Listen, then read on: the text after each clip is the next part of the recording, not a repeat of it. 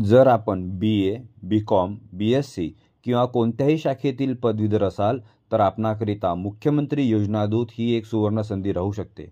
मित्रांनो, याबद्दल जाणून घेऊया या व्हिडिओमध्ये। नमस्कार, शिक्षणाची बाराखडी या यूट्यूब सिरीजमध्ये मी दीपक चांदोरे आपल्या सर्वांचे हार्दिक स्वागत करतो।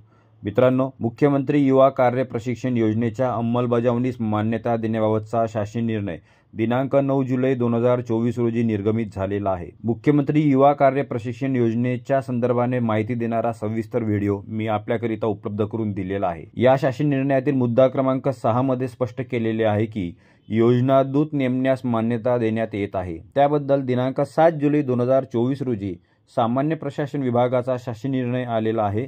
महाराष्ट्र राज्यात मुख्यमंत्री योजना दूत कार्यक्रमाच्या अंमलबजावणीबाबत यामध्ये सांगण्यात आले आहे की सन 2024-25 या आर्थिक वर्षापासून मुख्यमंत्री योजना दूत कार्यक्रम राबवण्यात येत आहे। याचा उद्देश आहे की महाराष्ट्र शासनाच्या विविध योजनांचा प्रचार प्रसिद्धी करणे व त्यांचा लाभ जास्तीत जास्त नागरिकांपर्यंत पोहोचविणे याकरिता मुख्यमंत्री योजना दूत थेट ग्रामस्तरापर्यंत नेमायचे आहेत। या कार्यक्रमाची ठळक रूपरेषा अशी आहे की राज्यात कार्यरत प्रशासकीय यंत्रणेला मदत करण्यासाठी मुख्यमंत्री योजना दूत नेमले जातील।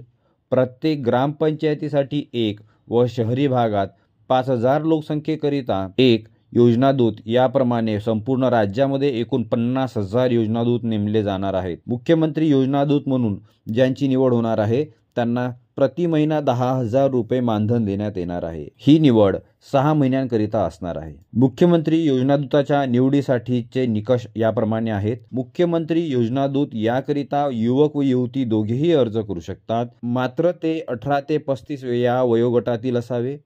कोणत्याही शाखेतील किमान पदवीधर असणे आवश्यक आहे। संगणकाचे ज्ञान असणे आवश्यक आहे। स्वतःचा मोबाईल असणे आवश्यक आहे।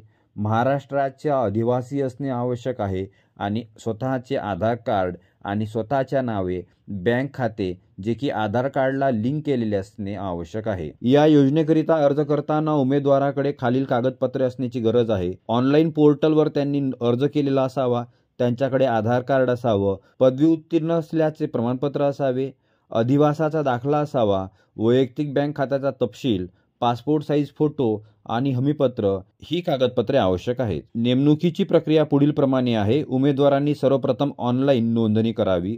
त्यानंतर पात्र उमेदवारांची यादी प्रत्येक जिल्हा माहिती अधिकारी कार्यालय यांच्याकडे पाठवण्यात येईल। उमेदवारांच्या कागदपत्रांची तपासणी जिल्हा माहिती अधिकारी करतील। त्यानंतर उमेदवारांसोबत 6 महिन्यांचा करार केला जाईल। जिल्हा माहिती अधिकारी पात्र उमेदवारांचे ओरिएंटेशन करतील। मात्र या नेमणुकीच्या आधारे भविष्यात शासकीय सेवेत नियुक्तीची मागणी करता येणार नाही। निवड झालेल्या उमेदवारांना योजना दूत म्हणून खालील कामे करणे अपेक्षित राहतील।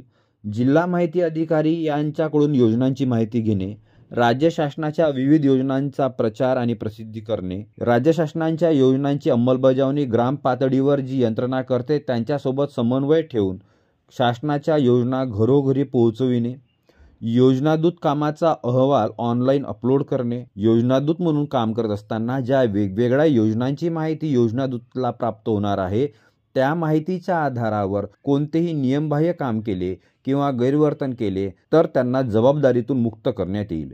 योजना दूत अनाधिकृतरित्या गैरहजर राहिल्यास किंवा जबाबदारी सोडून गेल्यास त्यांना मानधन अनुज्ञेय राहणार नाही। योजना दूतांना प्रति महिना 10,000 रुपये इतके मानधन शासन देणार आहे। आता आपण बघूया याकरिता ऑनलाईन अर्ज करण्याची प्रक्रिया काय आहे।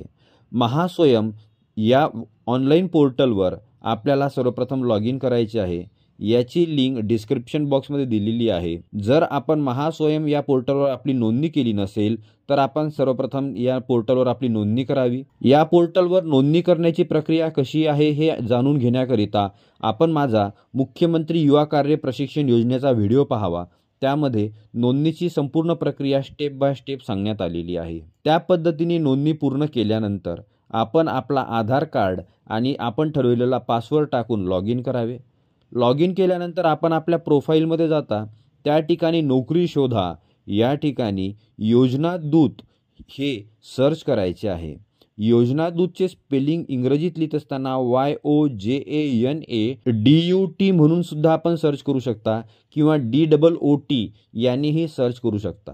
या पद्धतीने आपण जेव्हा सर्च करतो तेव्हा राज्यातल्या ज्या ज्या गावांमध्ये योजना दूत नेमायचे आहेत त्यांची यादी आपल्या पुढे येते। त्यामध्ये आपण आपल्या गावाची निवड करावी आणि ते निवडल्यानंतर खाली अप्लाय म्हणून अर्ज करावा। या पद्धतीने आपण योजना दूत म्हणून अर्ज करू शकता।